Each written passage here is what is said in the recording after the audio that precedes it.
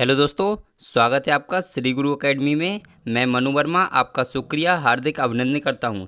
दोस्तों, आज मैं आपके लिए ज्योग्राफी एनसीईआरटी क्लास 6 लेकर आया हूं, जिसमें आज आपका चैप्टर 3 है पृथ्वी की गतियां। दोस्तों, इससे पहले मैं आपके लिए चैप्टर 1 चैप्टर 2 करा चुका हूं। दोस्तों, क्या है कि ये चैप्टर जो हैं थोड़े लेंथी चैप्टर हैं, बड़े चैप्टर हैं, इसलिए मैं एक एक चैप्टर को इन वीडियोज़ में करा रहा हूँ। जो छोटे चैप्टर्स होंगे उनके लिए एक एक वीडियो में दो दो तीन तीन चैप्टर करा दूंगा, आप उसकी टेंशन मत लीजिए। यदि आप पहली बार वीडियो देख रहे हैं तो चैनल को सब्सक्राइब कर लीजिए और बेल आइकन को प्रेस कर दीजिए। दोस्तों, आपको इस टाइप से दिख रहा होगा बेल आइकन, तो उसको भी आप प्रेस कर दीजिए, जिससे कि आपको नोटिफिकेशन प्राप्त होता रहेगा। दोस्तों, ठीक है, तो चलिए स्टार्ट करते हैं। लेकिन कॉपी पेन ले लीजिए दोस्तों, क्योंकि कॉपी पेन बहुत ज़रूरी है। किसी भी चीज़ को सीखने के लिए आपके हाथ में कॉपी पेन होनी चाहिए दोस्तों। तो सबसे पहले क्वेश्चन ये बनता है कि पृथ्वी की कितनी गतियाँ होती हैं, या फिर पृथ्वी कितने प्रकार से गति करती है। तो आप कहोगे पृथ्वी दो प्रकार से गति करती है। कौन सी दोस्तों? दो प्रकार से गति करती है। पहली होती है दोस्तों कौन सी? परिक्रमण गति, और दूसरी परिभ्रमण गति। पहली और दूसरी क्या वो मतलब दो ही हैं। पहली होती है मतलब परिभ्रमण कह लीजिए या फिर परिक्रमण कह लीजिए, ठीक है। तो आप यहाँ पर ध्यान रखिए, परिभ्रमण और परिक्रमण होता क्या है। तो यहाँ पर इसको समझिए कि पृथ्वी का अपने अक्ष पर घूमना परिभ्रमण कहलाता है। पृथ्वी का अपने अक्ष पर घूमना परिभ्रमण कहलाता है। परिभ्रमण गति के कारण ही पृथ्वी पर दिन रात होते हैं। दोस्तों, कहने का तात्पर्य यह है, सपोज दैट ये क्या है, आपकी पृथ्वी है, ठीक है। तो पृथ्वी है, ये अपनी जगह पर घूम रही है। क्या कर रही है दोस्तों? अपनी जगह पर घूम रही है। यही आपका क्या कहलाता है? यही आपका परिभ्रमण गति कहलाता है। जैसे आपने देखा होगा पंखा, पंखा देखा है ना आपने, तो पंखा जो होता है, फैन, वो क्या होता है, एक जगह पे घूमता रहता है, एक जगह पे घूमता रहता है। तो वो उसकी क्या है? परिभ्रमण गति है। सेम उसी कंडीशन में आपकी जो पृथ्वी होती है वो अपने स्थान पर घूमती रहती है। यही क्या है दोस्तों? यही परिभ्रमण गति कहलाती है। और इसी गति के कारण पृथ्वी पर दिन और रात होते हैं। वो कैसे होते हैं दोस्तों, इसको भी थोड़ा सा समझ लीजिए। मान लीजिए ये क्या है? सूर्य। ये क्या है दोस्तों? सूर्य है, और ये हमारी पृथ्वी है, ठीक है। इसको थोड़ा छोटा बना दिया, कोई दिक्कत नहीं है। ये हमारा सूर्य है, ये थोड़ी पृथ्वी है। अब सूर्य की जो लाइट है वो यहाँ जाएगी दोस्तों, ठीक है, इस टाइप से फोकस करेगी, आप सभी लोग जानते हैं, ठीक है। ये रोशनी यहाँ जाएगी, और पृथ्वी क्या कर रही है दोस्तों? पृथ्वी यहाँ पे घूर्णन गति कर रही है, या फिर यानी कि परिभ्रमण गति कर रही है। तो परिभ्रमण का मतलब क्या होता है? अपनी जगह पे घूमना दोस्तों। घूर्णन गति जो कर रही है तो अपनी जगह पे घूम रही है। अभी इसका हिस्सा जो यहाँ पे है, थोड़ी देर बाद ये पीछे वाला हिस्सा यहाँ पे आ जाएगा। मतलब धीरे धीरे इसका हिस्सा चेंज होता रहेगा, और जैसे जैसे चेंज होगा तो जो सन है, सूरज है, सूरज के सामने वाले हिस्से में हमेशा दिन रहेगा, और पीछे वाले हिस्से में यहाँ पर रात रहेगी। इसीलिए जो सामने वाला हिस्सा होता है वहाँ पर हमारा दिन होता है, और पीछे वाले हिस्से पर रात होता है। ये चीज़ आप समझ लीजिए दोस्तों, ठीक है। आप, आई होप आपको समझ में आ चुका होगा। अब दोस्तों यहाँ पर चलते हैं, नेक्स्ट देखते हैं परिक्रमण गति। दोस्तों, इसके लिए अगर मैं बात करूं, परिभ्रमण के लिए घूर्णन गति भी कहते हैं, परिभ्रमण के लिए घूर्णन गति भी कहते हैं। इसको आप ध्यान रखिए, यहाँ से भी क्वेश्चन आता है कि परिभ्रमण गति के लिए और किस नाम से जानते हैं, तो घूर्णन गति भी कहते हैं। जैसे आपने कुम्हार का चाक देखा हो, कुम्हार देखा है ना, जिससे वो दिए वगैरह बनाता है, बर्तन बनाता है, तो वो चाक होता है, वो भी अपनी जगह पर ही घूमता रहता है। क्या आपने देखा है कभी यहाँ है, फिर घूम के दूसरी जगह पहुँच गया, फिर घूम के दूसरी जगह पहुँच गया? ऐसा तो नहीं होता ना, वो अपनी जगह पर घूमता रहता है। तो अपनी जगह पर ही जो चीज घूमती है वही गति आपकी घूर्णन गति या फिर परिभ्रमण गति कहलाती है। आप इसको ध्यान रखेंगे। अगला आता है दोस्तों परिक्रमण गति। अब परिक्रमण गति क्या होता है दोस्तों? अभी मैंने आपको बताया कि परिभ्रमण गति में क्या होता है। परिभ्रमण गति में चीज जो है, वस्तु अपनी जगह पर घूमती है। लेकिन परिक्रमण गति में क्या होता है? चारों ओर घूमती है, चारों ओर घूमती है, उसके सर्कल बना के चारों ओर एक निश्चित पथ पर घूमती है, ठीक है। इस चीज को आप ध्यान रखिए। जैसे दोस्तों यहाँ पे पढ़ लेंगे कि पृथ्वी का सूर्य के चारों ओर चक्कर लगाना ही परिक्रमण गति कहलाता है। पृथ्वी सूर्य का एक चक्कर पूरा करने में 365 दिन और 6 घंटे का समय लेती है। यही 6 घंटे 4 साल में 24 घंटे हो जाते हैं, जिससे कि लीप वर्ष हो जाती है। तो इसको समझने वाली चीज़ ये है, देखिए मैं आपको एक एग्जाम्पल देता हूँ, एक अच्छा सा एग्जाम्पल। आपने लट्टू देखा होगा, लट्टू आपने देखा होगा इस टाइप से जो घूमता है, ठीक है। हाँ, लट्टू आपने देखा हो, लट्टू को जब हम घुमाते हैं तो वो क्या करता है दोस्तों, अपनी जगह पर घूमता है, अपनी जगह पर भी घूमता है और साथ साथ मतलब चारों ओर भी घूमता है, मतलब चारों ओर भी घूमता है गोल गोल, और अपनी जगह पर भी घूमता है। यानी कि लट्टू में परिभ्रमण और परिक्रमण दोनों गति होती हैं। सेम उसी कंडीशन में हमारी जो पृथ्वी है उसमें भी परिभ्रमण गति और परिक्रमण गति दोनों ही गतियां इसमें विद्यमान है। यानी कि पृथ्वी अपनी जगह पर तो घूमती है दोस्तों, 24 घंटे में पूरा कर लेती है अपनी जगह पे जो घूमती है, लेकिन सूर्य के चारों ओर भी घूमती है जिसे परिक्रमण गति कहते हैं, और वो 365 दिन और 6 घंटे में पूरा कर लेती है एक चक्कर। 365 दिन और 6 घंटे दोस्तों, अधिकांश जो लोग हैं उनके लिए पता है कि 365 दिन में पूरा करती है, लेकिन ध्यान रखना है 6 दिन भी है दोस्तों, सॉरी 6 घंटे, 365 दिन भी हैं और 6 घंटे भी लगते हैं दोस्तों। इसीलिए आपका लीप वर्ष इसीलिए होता है क्योंकि वो 6 घंटे जो होते हैं, आप देखेंगे कि 4 साल में कितने हो जाएंगे, तो 6 कम 6, 6 दूनी 12, 6 तीन 18 और 6 चौक 24, 24 हो गया ना दोस्तों। और 24 घंटे का क्या होता है दोस्तों, 24 घंटे का एक दिन हो जाता है आपका, इसीलिए एक दिन आपका बढ़ जाता है, इसीलिए आपका लीप वर्ष में कितना हो जाता है, 366 दिन हो जाता है। आपको आई होप ये सारी चीज़ें समझ में आ गई होंगी। चलिए आगे बढ़ते हैं दोस्तों। अब यहाँ पर थोड़ा सा इसके लिए समझ लीजिए, यहाँ पर थोड़ा सा समझना है दोस्तों, बहुत ही कंसंट्रेट के साथ समझना है दोस्तों, क्योंकि ये टॉपिक बहुत ही इंपॉर्टेंट है, यहाँ पर बहुत ही इंपॉर्टेंट है, बिल्कुल भी मिस नहीं करना है। वीडियो को स्किप मत करना दोस्तों, वरना समझ में नहीं आएगा, गारंटी दे रहा हूँ मैं, ठीक है। अब यहाँ पर मान लीजिए ये क्या है, हमारा सन, क्या है दोस्तों, ये हमारा सन है, ठीक है, ये हमारा सन है, ठीक। अब सन से क्या है दोस्तों, ये सनलाइट जाएगी यहाँ पर, ठीक है, आप इसको थोड़ा सा समझेंगे बस, ठीक है। इसको, ये सनलाइट आ रही है पृथ्वी के साइड, ठीक है, ये सनलाइट क्या है दोस्तों, पृथ्वी के साइड में है। और यहाँ पर आप इसको देख लीजिए, यहाँ पर मुझे लगता है, एक सेकेंड के, हाँ दोस्तों, इसको मतलब यहाँ पर आप देखिए सन है, सन से क्या आएगी दोस्तों, सनलाइट आएगी पृथ्वी के साइड में। उल्टा बन गया दोस्तों, इस सन को इस साइड में नहीं इस साइड में बनाना है, क्योंकि चित्र थोड़ा सा उल्टा बना हुआ है, तो आप टेंशन मत लीजिए, चित्र थोड़ा सा उल्टा है, ठीक है। चित्र के हिसाब से वैसे मैं सही बना रहा था, लेकिन चित्र के हिसाब से देखा जाए तो इधर से ही बनाना पड़ेगा। हाँ जी दोस्तों, यहाँ पर आप देखेंगे ये आपकी सनलाइट जा रही है सन से, ठीक है, सन से आपकी सनलाइट इस साइड में जा रही है। अब आप देखेंगे पृथ्वी को, आपको पता है कि पृथ्वी क्या है, 23.5 डिग्री झुकी हुई है, 23.5 डिग्री अक्षांश झुकी हुई है। यानी कि आप देख रहे हैं ये एक लाइन दिख रही है ना, ये वाली, तो यहाँ से ये झुकी हुई है। दक्षिणी ध्रुव देखिए कितना तिरछा है, उत्तरी ध्रुव देखिए कितना तिरछा है दोस्तों। तो आपको ये चीज़ भी पता होनी चाहिए कि पृथ्वी क्या है, तिरछी है दोस्तों, झुकी हुई है, इस चीज़ को आप ध्यान रखिए। इसीलिए आपका ये विषुवत जो बीच से मतलब जो 2 भागों में विभाजित करता है, जिसे भूमध्य रेखा या फिर विषुवत रेखा बोलते हैं, वो भी आपका क्या है, तिरछी। ये सारी रेखाएं जो है तिरछी आपको दिख रही होंगी, लेकिन इन चीज़ों को नहीं समझना है, हमें समझना है अभी इस चीज़ को। अब यहाँ पर देखते हैं कि सनलाइट जब आएगी तो इसके सामने दोस्तों सन में क्या है, रोशनी है दोस्तों, खुद का प्रकाश है, ऊष्मा है। तो प्रकाश और ऊष्मा है, तो इसके सामने वाला हिस्सा क्या होगा दोस्तों, एकदम से चमकदार होगा, दिखाई देगा इधर, यानी कि दिन होगा। यानी कि इधर क्या होगा दोस्तों, दिन होगा इधर वाले हिस्से में, और इधर वाले हिस्से में रात होगी दोस्तों, क्योंकि पीछे वाले हिस्से में क्या होगा, सनलाइट पहुंचेगी ही नहीं। तो जब सनलाइट नहीं पहुंचेगी तो रात रहेगा। और पृथ्वी, आपको पता है कि पृथ्वी क्या है, एक ग्रह है, और ग्रह के पास खुद की ऊर्जा, ऊष्मा और लाइट नहीं होती है, वो दूसरों पर डिपेंड रहता है, यानी कि तारों पर डिपेंड रहता है। तो हमारी जो पृथ्वी है किससे सनलाइट प्राप्त करती है, तो आपका वो सन से, ठीक है। तो आई होप ये सारी चीज़ें आपको समझ में आ चुकी होंगी। अब दोस्तों आगे बढ़ते हैं, बहुत ही ज़बरदस्त तरीके से यहाँ पे सीखेंगे इसके लिए, ठीक है। अब दोस्तों यहाँ पर देखते हैं कक्षीय समतल क्या होता है। एक क्वेश्चन आता है, ये शायद आया था आपका 2017 में आया था ये क्वेश्चन कि कक्षीय समतल क्या होता है। तो पृथ्वी का अक्ष एक काल्पनिक रेखा है। पृथ्वी का अक्ष आपको पता है एक काल्पनिक रेखा है, कोई भी ऐसा नहीं है कि ये यहाँ पर ये लाइन है, यहाँ पर ये पॉइंट है, ऐसा कुछ भी नहीं है दोस्तों। ये सब हमने अपनी सुविधा अनुसार किया हुआ है, कोई भी ऐसी रेखा नहीं है, इस चीज़ को आप ध्यान रखें, काल्पनिक रेखा है, ठीक है। तो पृथ्वी का अक्ष एक काल्पनिक रेखा है, इसके कक्षीय सतह से 66.5 डिग्री का कोण बनाती है।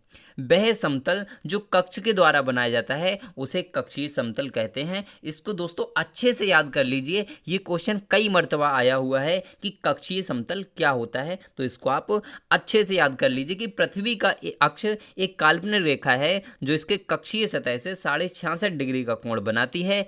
वह समतल जो कक्ष के द्वारा बनाया जाता है उसे कक्षीय समतल कहते हैं। आप इसको अच्छे से याद कर लेंगे दोस्तों, क्योंकि बहुत ही इंपॉर्टेंट है दोस्तों, ये बहुत ही इंपॉर्टेंट है क्योंकि कई बार आ चुका है। अब दोस्तों आगे चलते हैं। अब यहाँ पर एक क्वेश्चन दोस्तों, क्वेश्चन तो मैं दे देता हूँ पर मुझे आंसर नहीं मिलता दोस्तों। आप आंसर नहीं देते, ये चीज़ मुझे आपकी बहुत बुरी लगती है कि मैं आपको हर बार एक क्वेश्चन देकर जाता हूँ एक वीडियो में, पर आप उसका आंसर कमेंट नहीं करते। आप इसका आंसर दीजिए दोस्तों, और जो सही आंसर देगा उसका मैं जो है स्क्रीनशॉट लेकर इस वीडियो नेक्स्ट वीडियो में दिखाऊंगा दोस्तों, ठीक है। तो यदि पृथ्वी घूर्णन गति बंद कर दे तो क्या होगा। क्वेश्चन है कि पृथ्वी आपको पता है घूर्णन गति भी कर रही है, परिक्रमण गति भी कर रही है, मैंने आपको बताया था। तो यदि वो घूर्णन गति बंद कर दे तो क्या होगा, ये आपको कमेंट करके बताना है, और जो राइट आंसर बताएगा उसका स्क्रीनशॉट लेकर मैं दोस्तों नेक्स्ट वीडियो में ज़रूर दिखाऊंगा, ये मैं वादा करता हूँ, ठीक है दोस्तों। अब चलते हैं नेक्स्ट आगे। और दोस्तों हाँ, एक बात और, कुछ लोग कहते हैं कि सर मुझे पीडीएफ चाहिए, सर मुझे पीडीएफ चाहिए, मुझे नोट्स चाहिए, मुझे ये चाहिए, मुझे वो चाहिए। अरे यार काहे परेशान हो इतना। डिस्क्रिप्शन में, वीडियो के डिस्क्रिप्शन में आपको टेलीग्राम चैनल का लिंक मिल जाएगा, वहाँ से आप फ्री बुक्स, नोट्स, पीडीएफ वगैरह डाउनलोड कर सकते हैं। सारी चीज़ें फ्री ऑफ कॉस्ट हैं, यहाँ पर कोई भी रुपए आपसे नहीं लिया जाता। श्री गुरु एकेडमी हमेशा आपके लिए फ्री था, फ्री एजुकेशन प्रोवाइड कराता था, करता है और कराता ही रहेगा, और शिक्षक भर्ती के लिए नंबर 1 प्लेटफॉर्म है दोस्तों, आप देखना मत भूलिए, ठीक है। अब बात करते हैं कि उत्तरी ध्रुव क्या होता है, दक्षिणी ध्रुव क्या होता है, गोलार्ध क्या होते हैं, ऋतु परिवर्तन कैसे होता है, सबसे बड़ा दिन कौन सा है, सबसे छोटा दिन कौन सा है, समान दिन कौन सा है, इन सारी कन्फ्यूजन को अभी क्लियर कर देते हैं। यहाँ से आपका 3 से 4 नंबर का क्वेश्चन, 3 से 4 नंबर का क्वेश्चन यहाँ से बनता है, आपने देखा होगा। और ये टॉपिक बहुत ही इंपॉर्टेंट है, उत्तरी गोलार्ध, दक्षिणी गोलार्ध, ऋतु परिवर्तन, सबसे बड़ा दिन, सबसे छोटा दिन, समान दिन, इन सारी चीज़ों को अभी समझते हैं एक सिंपल तरीके से, एक चित्र के माध्यम से, बस चित्र के माध्यम से, लेकिन कंसंट्रेट के साथ दोस्तों, कंसंट्रेट के साथ देखना होगा। ये मेरी आपसे रिक्वेस्ट है। ये क्या है, आपको सूर्य दिख रहा है, ये आपको बीच में सूर्य दिख रहा है दोस्तों, और यहाँ पर आपको ये चारों ओर, ये वाली भी, ये वाली भी, ये वाली भी और ये वाली भी, ये और कुछ नहीं है, ये आपकी पृथ्वी है दोस्तों। क्या है दोस्तों, पृथ्वी है, इसको आप ध्यान रखिए दोस्तों, ठीक है। ये आपकी पृथ्वी है जो आपकी विभिन्न स्थितियों में दिखाया गया है, पूर्व में, पश्चिम में, उत्तर में, दक्षिण में, आपको 4 स्थितियों में दिखाया गया है। तो आप इस चीज़ को समझिए कि जब जब सूर्य के पश्चिम दिशा में जब पृथ्वी होती है तो क्या होता है दोस्तों, तो यहाँ पर आप ध्यान रखेंगे, इसको आप देख रहे हैं, ये क्या है दोस्तों, ये आपका उत्तरी ध्रुव होता है ये वाला, और ये वाला आपका दक्षिणी ध्रुव होता है, मैंने आपको बताया था, ठीक है, आपको याद भी रहा होगा। तो इसको ध्यान रखेंगे दोस्तों। तो यहाँ पर इस कंडीशन में जब भी सूर्य के पश्चिम दिशा में पृथ्वी होती है तो पूछा जाए कि उत्तरी गोलार्ध में क्या होता है, तो आपका वो शीत ऋतु होती है, और दक्षिणी गोलार्ध में क्या होता है, तो ग्रीष्म ऋतु होती है। क्वेश्चन आपका इस टाइप से आपसे पूछा जाएगा कि यदि सूर्य के पश्चिम दिशा में पृथ्वी है, यदि एक स्थिति में सूर्य के पश्चिम दिशा में पृथ्वी है तो उसके दक्षिणी गोलार्ध में कौन सी ऋतु होगी, ये आपसे पूछा जाएगा दोस्तों, ये आपसे पूछा जाएगा दोस्तों। तो आप कह दोगे ग्रीष्म ऋतु होगी। क्यों होगी दोस्तों, क्योंकि हमारी पृथ्वी ये झुकी हुई है, आपको पता है, और जब झुकी हुई है तो ये वाला हिस्सा है, यहाँ तक तो दोस्तों सनलाइट आएगी, तो यहाँ पे क्या होगा, दक्षिणी गोलार्ध में ग्रीष्म ऋतु होगी और उत्तरी गोलार्ध में शीत ऋतु होगी, क्योंकि वहाँ पर सनलाइट नहीं पहुँचेगी दोस्तों। अब यहीं से एक क्वेश्चन ये बनता है दोस्तों, चलिए उसको मैं बाद में ही क्लियर कराऊंगा, अभी 1 मिनट बाद, ठीक है। अब हम बात करते हैं, यदि पृथ्वी सूर्य के पूर्व दिशा में हो, यदि पृथ्वी सूर्य के पूर्व दिशा में हो, यानी कि इस साइड में हो, तो उत्तरी गोलार्ध में ग्रीष्म ऋतु होगी और दक्षिणी गोलार्ध में शीत ऋतु होगी। यानी कि क्या होगा दोस्तों, उल्टा हो जाएगा, यानी कि उल्टा हो जाएगा बिल्कुल। अभी हमने देखा था कि जब हम पश्चिम दिशा में जाते हैं, सूर्य यदि पृथ्वी के पश्चिम दिशा में होता है तो उत्तरी गोलार्ध में शीत ऋतु होती थी, दक्षिणी गोलार्ध में ग्रीष्म ऋतु, लेकिन इसमें बिल्कुल उल्टा हो गया। इसको आप ध्यान रखेंगे, ठीक है। नेक्स्ट हम बात करते हैं दोस्तों कि यदि यदि सूर्य के उत्तर दिशा में पृथ्वी हो, सूर्य के उत्तर दिशा में पृथ्वी हो, तो हमेशा पूरी पृथ्वी पर क्या होता है, तो बसंत ऋतु होती है। उस टाइम पर बसंत ऋतु होती है उत्तरी गोलार्ध में और दक्षिणी गोलार्ध में शरद ऋतु होती है। इसी तरीके से जब सूर्य के दक्षिण दिशा में पृथ्वी होती है तो आपका जो उत्तरी गोलार्ध है उसमें आपका शरद ऋतु और दक्षिणी गोलार्ध में बसंत ऋतु होती है। इसको आप ध्यान रखिए दोस्तों, ठीक है। अब यहाँ से कई क्वेश्चंस मैं आपके लिए बनाकर दिखा रहा हूँ जहाँ से क्वेश्चन बनता है। जैसे एक क्वेश्चन ये आएगा, ऐसे कौन से दिन हैं जो एकदम से समान होते हैं, यानी कि जिसमें दिन और रात समान होते हैं। तो दिन और रात जब समान होंगे तो दोस्तों 21 मार्च और आपका 23 सितंबर, 21 मार्च और 23 सितंबर ये 2 दिन ऐसे होते हैं जिस दिन आपका दिन और रात दोनों समान होते हैं। यानी कि दिन की भी जो ड्यूरेशन है वो भी उतनी होती है और रात की ड्यूरेशन भी उतनी ही होती है। इसको आप ध्यान रखिए, ठीक है। नेक्स्ट क्वेश्चन ये आता है कि हमारी पृथ्वी पर सबसे बड़ा दिन कौन सा होता है, सबसे बड़ा दिन कौन सा होता है। तो आप कहोगे 21 जून। कौन सा दोस्तों, 21 जून सबसे बड़ा दिन होता है। 21 जून सबसे बड़ा दिन होता है। इसको आप ध्यान रखिए दोस्तों, ठीक है। लेकिन क्वेश्चन ये नहीं आता कि सबसे बड़ा दिन कौन सा होता है। क्वेश्चन ये आता है कि उत्तरी गोलार्ध में सबसे बड़ा दिन कौन सा होता है। तो आप लगाएंगे 21 जून, ठीक है। उत्तरी गोलार्ध में सबसे बड़ा दिन 21 जून होता है। इसको आप ध्यान रखेंगे। नेक्स्ट ये आता है कि दक्षिणी गोलार्ध में सबसे बड़ा दिन कौन सा होता है, सबसे बड़ा दिन कौन सा होता है। तो आप कहोगे 22 दिसंबर होता है। लेकिन दक्षिणी गोलार्ध की बात की जा रही है, यहाँ पर इस चीज़ को ध्यान रखेंगे।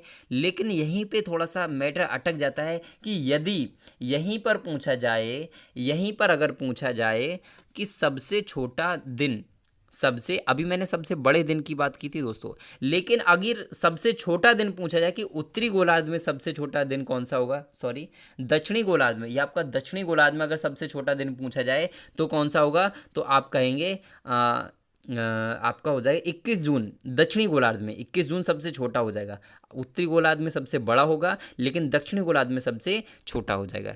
इसी तरीके से दक्षिणी गोलार्ध की अगर हम बात करेंगे तो सबसे छोटा दिन कौन सा होगा। तो आप कहेंगे 22 दिसंबर होगा उत्तरी गोलार्ध में। दोस्तों इसमें आपको बहुत सारी कन्फ्यूज़न हो रही होगी क्योंकि ये इतना टफ टॉपिक है ना कि थोड़ा सा एक बार में समझ में आना मुश्किल है। तो आप इस वीडियो को 2 से 3 बार देखें जिससे कि आपको बिल्कुल समझ में आ जाए, क्योंकि यहाँ से आपके 3 से 4 नंबर बनते हैं दोस्तों। तो आपको यहाँ से बिल्कुल भी इसको मिस नहीं करना है। तो चलिए आगे बढ़ते हैं दोस्तों। अब यहाँ पर एक चीज़ जानते हैं कि ऋतुओं में परिवर्तन सूर्य के चारों ओर पृथ्वी की स्थिति में परिवर्तन के कारण होता है।